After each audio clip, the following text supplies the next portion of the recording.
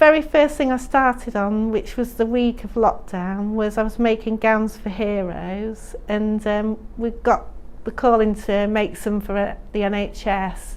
A&E was short, they needed 160 gowns in 2 days, so 30 of us made those, and they were boring. So I'd left Gowns for Heroes, and the following week I joined for the Love of Scrubs, and I joined a group, and then I showed people some of my normal masks, because I'd been making them before lockdown because I was doing stuff with the homeless anyway, and it was getting more needed sort of January, February time. I was looking and thinking, we need to be wearing masks and gloves if we're doing stuff looking after the homeless and vulnerable, and they needed them as well, and it was too expensive. And then my boss, she was giving me some gloves and masks, but it was getting short, so she didn't have any for work. So then that's when I started to do the masks. And then Denise, who was the scrub leader, she said to me, can you convert them into lip reading masks? She said, I'm having trouble hearing you. And I said, yeah, funny that, I'm deaf in one ear. I'm having trouble. I mainly lip read, and I never realised until the second week of lockdown how much I relied on lip reading.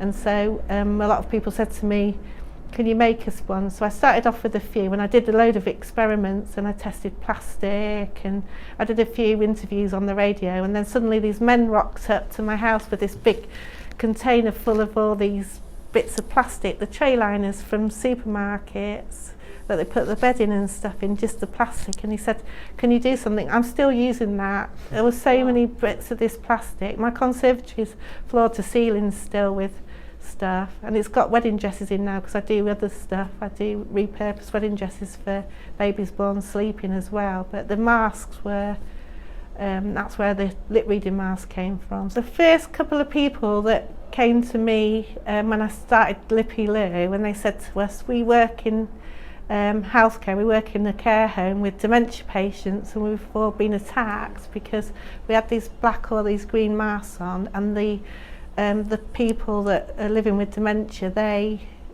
just attacked them because they didn't understand what was going on. And I did a lot of the sewing myself to start off with, but this time, in fact, it was a couple of days this time last year, I got so fed up because I had absolutely thousands on my waiting list, and I thought I can't cope because I'm doing it on my own, and I've tried to recruit people to do it, and a few people did 4 or 5 masks, and then that was it, saying, oh, we can't do the lip reading mask, it's too difficult. So I put the call out on Lippy Lou and said, I'll do these kits. My friend has started to make the 3D printed patterns, my patterns.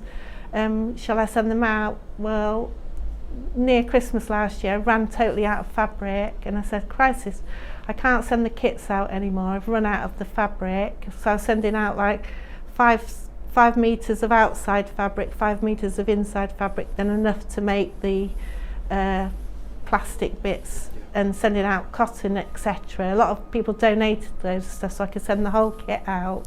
And then at first I was just sending them by post, the masks, but then sort of like July time last year I discovered the volunteer bikers, the riders. So the first delivery was in July last year, and it was loads of rolls of fabric from Derbyshire, and then I posted that on my Lippy Lou page, and then the lady in Horncastle said, we've got loads of fabric, come and pick some fabric up. I went to pick up what I thought was 2 rolls, I ended up with 7, and the following week I ended up with 180 metres of Noah Evans rainbow fabric, and I got permission.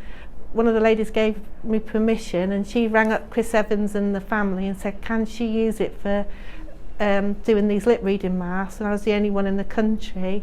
And then I messaged, then we started a little secret group of 7 of us, and then I said, do you want the NHS fabric? So it was only for NHS, so we can make them for the NHS. So that's how a lot of it started.